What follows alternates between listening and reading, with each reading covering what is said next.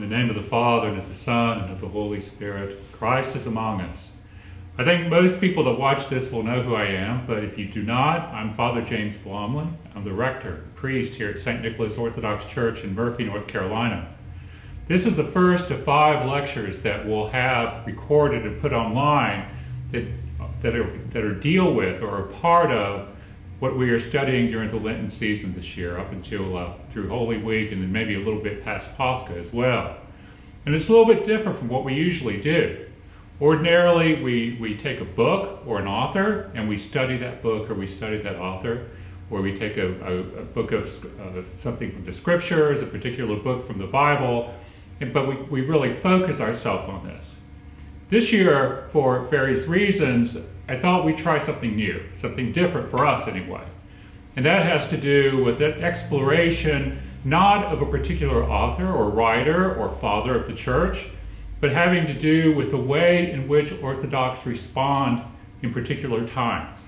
And in particular, for our study over the next few weeks, how do Orthodox respond to times of adversity? And we're going to talk about that for a lot of different reasons. It's important that we understand this here at St. Nicholas, where so many of us are converts, and we don't necessarily have that mindset that's important when we talk about that. But I will say that over about the last year, the thing that I hear probably most often in confession has to do with people being disturbed by the news, being disturbed by social mores changing, being disturbed by political processes, and being disturbed just by all kinds of things along that line.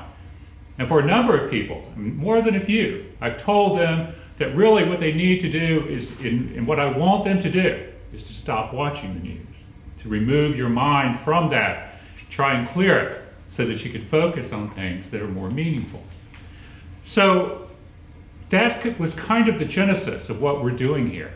And then, of course, over the last few months, all of this is accelerated in a lot of ways. And so, before I talk about those particular ways it's changed, I do want to say this.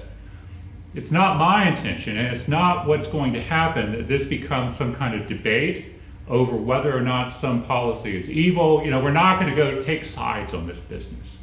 We're going to acknowledge, and I think we can all agree, that there's an awful lot of tension. There's an awful lot of disagreement, and just that life is not what it used to be, for whatever reason. We won't argue the specifics, but I will mention some of the specifics that I hear the most about. First, of course, has to do with COVID-19. COVID-19, it's just a virus, right? It can be very harmful, very dangerous to people. Some people can get very sick, and some people can die from it. There's no arguing about that. But there's a great deal of disagreement about the best way to deal with it, and what we're supposed to do, and how much we can do or not do, and under what conditions. That becomes the source of this tension that we talk about. And we'll talk about, actually, pandemics in a few minutes, because the church is no stranger to pandemics. And we'll talk about that in just a little bit. The second one is a trend towards socialism. As you know, we have people here in the church who grew up and came here from various places in Eastern Europe, and they're simply aghast at some of what's happening. I think the same thing for, we have families who originated in Cuba and came over during the Fidel Castro years, and they, I think, have the same reaction as these people. But for those of us who've never lived under socialism, it apparently can be a fairly seductive kind of thing. So that's a trend that's very disturbing to a lot of people. The third one that comes to mind has to do with the way in which, particularly with the new administration, that abortion is going to be treated. That'll be much more common and much more freely given at most times during a woman's pregnancy. As you know, if you remember in the past, we've talked about this, abortion is not allowable in the Orthodox Church. That's not to say I know that it never happens, but it's a very, very serious thing. And many of you know that of all the things that I can hear in confession, I can read the prayer of absolution over a person for anything in the world, any sin you can imagine, except abortion. I can only give the prayer of absolution then if the bishop gives me the okay, the metropolitan. So that's a very important point, and that is something that people are very upset about. As far as another one that we hear is the trend or the expansion of transgender rights, and what some people see as the cancellation of actual women. All of these things are things that disturb people, not necessarily all of them at one time, but disturb people.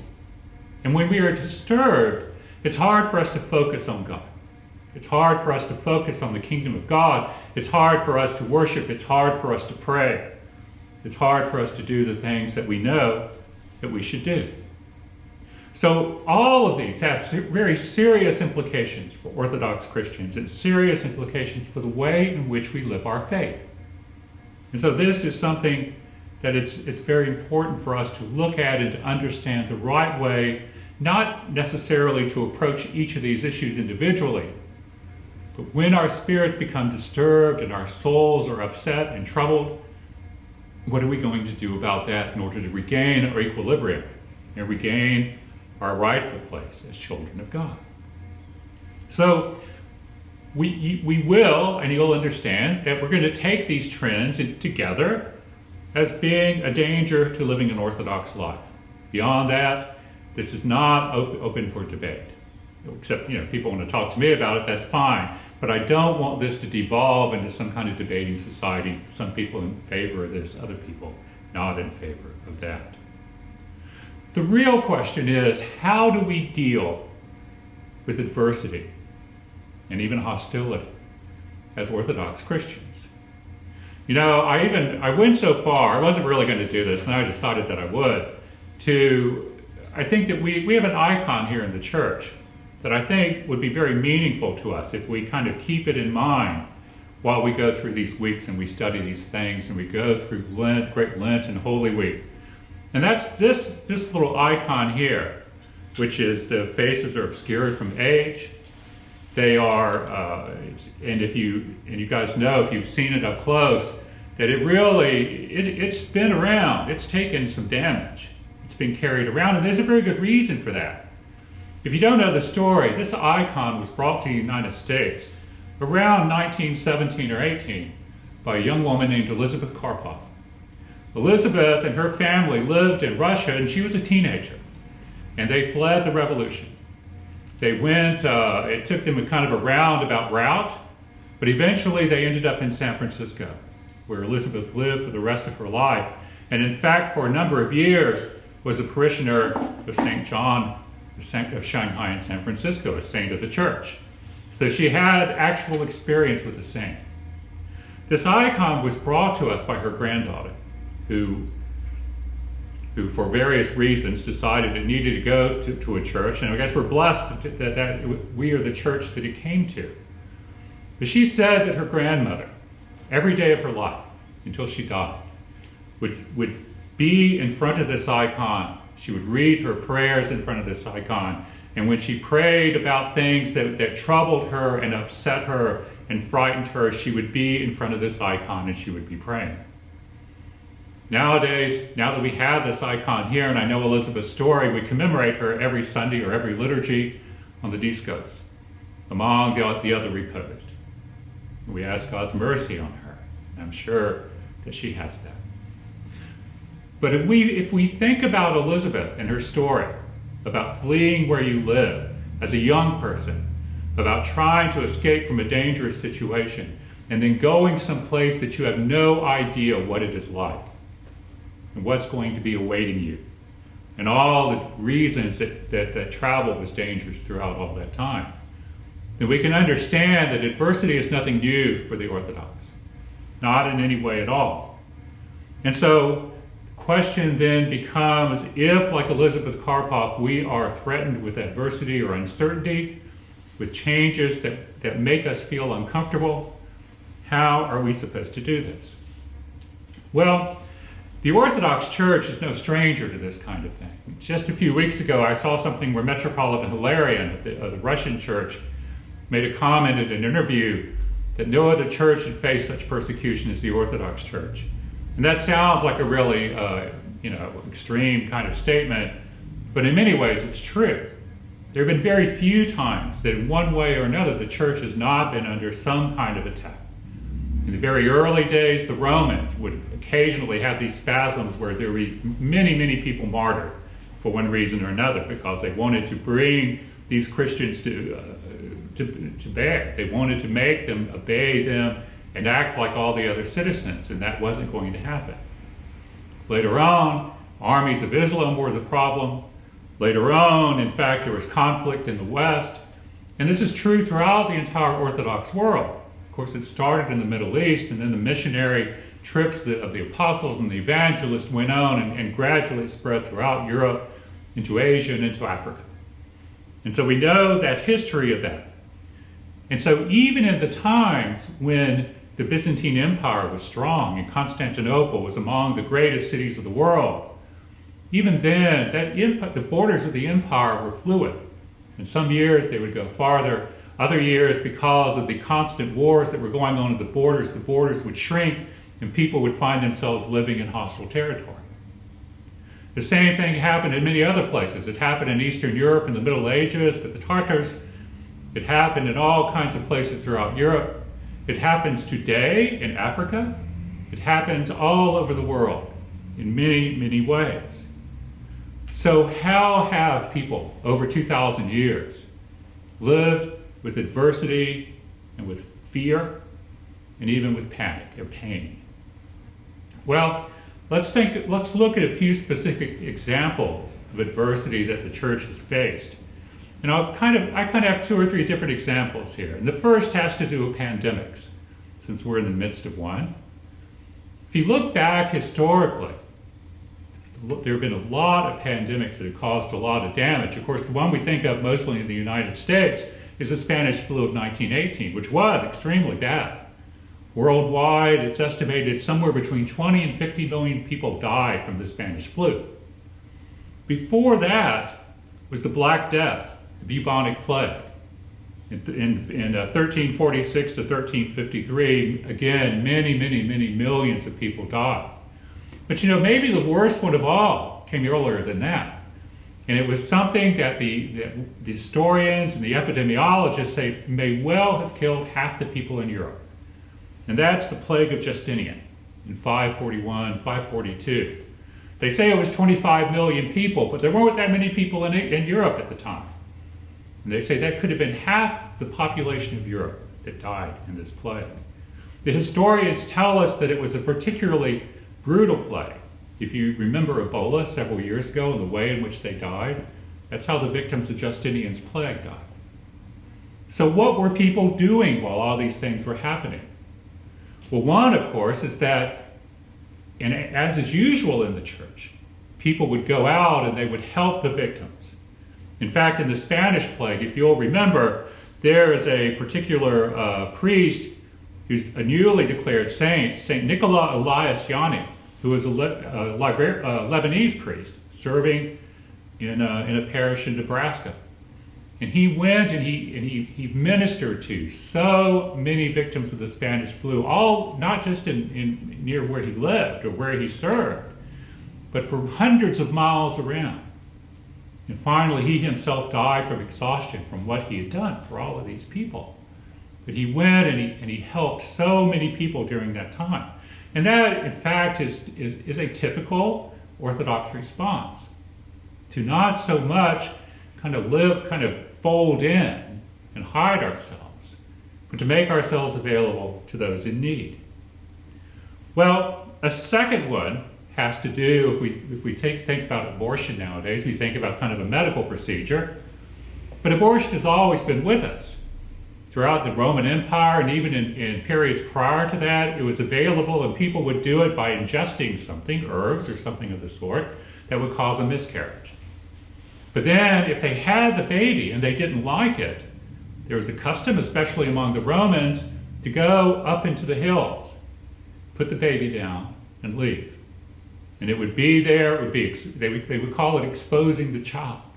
But the child would be exposed to being eaten by wild animals, to dying of actual exposure due to the weather, in many terrible ways.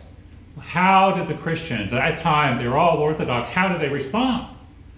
They went into the hills and they brought the babies home and they raised them. Again, it was not the kind of thing where they just go, oh, well, this is terrible. Instead, it was like, what can we do? What are we going to do for these children? And the answer for them was to go and get them and to raise them as their own. So that's, again, we see this kind of proactive response to adverse circumstances that are always around us. When we think about dangers to children, about very young children being started as transgenders, we think about the things that can happen there. In many ways, it's similar to other things that have gone on for much longer. For example, in many places, and in places like Egypt and in Africa and other places today, young girls and young women will be kidnapped, forcibly married to somebody of another faith, and they're forced to convert to that faith. They will, and for a long period of time, both in the Middle East, in Asia Minor, and then also throughout Eastern Europe, there was a custom where the young boys of a village would be kidnapped and taken away and raised to become what were in fact the most deadly troops on the other side. And many times when a town or a village was attacked, leading the charge would be their own sons. Adversity is no stranger to the Orthodox, and throughout history, it never has been. Even more recent, of course, we see this in the 20th century, throughout the Soviet Union, in Eastern Europe, and in other places. It was a devastating time. We know about that. We've read some of the books from out of that, and I think everybody is aware of most of it. But did you know that during those first decades after 1917, when Elizabeth Karpov fled, almost all the churches were closed. Many, many priests and bishops were martyred, and those that survived, and monks and nuns, were sent to the Gulag. Believers were forced underground into what we now know as the catacomb church, kind of an underground church. And we've read stories about that. The key point is not that it was a terrible, terrible persecution, which it was, but instead that we have people who would not who refused to give up their faith, who refused to give up their trust in God. And throughout all of this time, they continued in the face of what they knew would be very, very severe penalties, to continue their faith, to pray, to meet when they could with the priest underground, to try to be the Christians as best as they could. It's a very dangerous time. We ran into the same kind of situation in the Greek church after the fall of Constantinople, when it went into servitude. We see the same thing, where we saw the same thing in the Serbian church, still to some extent, but certainly back for several decades. And today, the Coptic churches and the African churches are in the same kind of thing. So, the church is no stranger to heartbreak. It's no stranger to fear. It's no stranger to living in times when things are nowhere near what they would hope that it would be. But they persevere. And the church survived. And it became stronger. If we go back to an example I talked about just a minute ago about the churches in Russia, when the Iron Curtain fell, the Russian church it's like it exploded. Like it had just been waiting, like it was seed, and it was spring, and the rain started falling, and it just exploded. And now it's a huge thing. It's a wonderful, wonderful church for the nation of Russia. Well, it was almost extinct. It was hidden. It was in the light, just wounded. But it came back. And that's because of the grace of God. And really that is the key, if you will, to how we deal and historically we have dealt with adversity. We rely on God. We know that bad things can happen. And we know that they will happen at times. We know that terrible things and evil things will be done by other people. But we have no control over those other people. So we trust in God. We trust for our own safety, for our own salvation, that eventually things will be back the way that they should be. If you've been, over the last several months, every other week, generally, we've been serving at 11 every Wednesday night. And one of the Molevins we serve is the Molevin for the cessation, the halting of civil discourse or civil disturbance. That was actually a Molevin that was written in Russia in 1917.